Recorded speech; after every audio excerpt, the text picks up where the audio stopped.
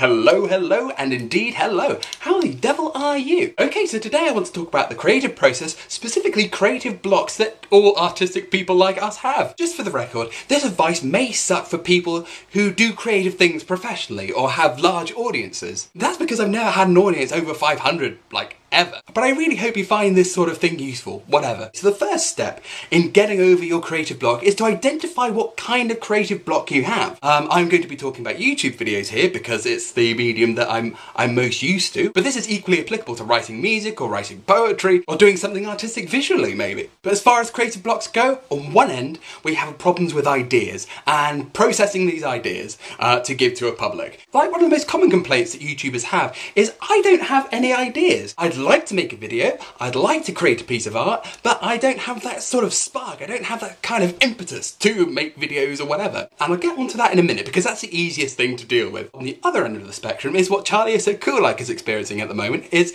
I have ideas that I'd like to show to the public, but I don't think that they would like those ideas. I have a problem expressing my ideas to the public, and I'll get onto that a little bit later. The first and easiest kind of creative block to get over is the I don't have any ideas. Now there are two strategies to combat this. Firstly is to immerse yourself in whatever you're doing. If I, as a vlogger who primarily talked about my life, for example, I would go out of my way to do interesting things with my life and then report to you, because no one wants to listen to, I saw a cat today.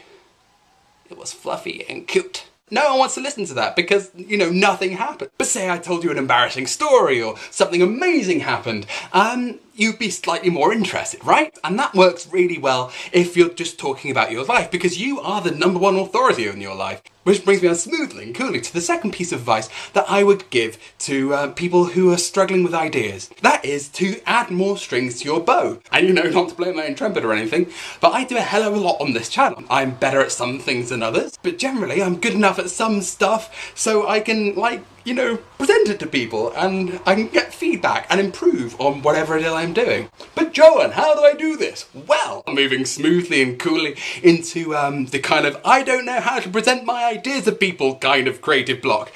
Dare to suck. I have things which I put on this channel which I'm not good at, but I want to improve, i.e. my artistic abilities or my guitar playing abilities. Seriously, I could only do this chord for about a year and then I progressed onto... yeah. But I dared to suck, and I'm now a semi-competent musician. It's the same with any string you want to add to your bow. Some jokes may fall flat, some jokes may soar into the distance and make people ruffle. And with this really beautiful medium, you can ask for feedback. Or did that joke do as well as I thought it did? Or what could I improve on? But also with the I don't know how to present my stuff to people creative block, also recognise what you're good at. Charlie Is So Cool Like is very good at departing information and being charming. He's also an incredibly underrated songwriter. In other words, he has talent. He's much more talented than I am. And in all likelihood, you are too. So it's daring to suck and recognise what you're good at. And most importantly, just have fun with it. Creativity is meant to be a fun way of doing stuff. It's meant to be a fun way of being. And I shall see you at some point in the near future. Bye!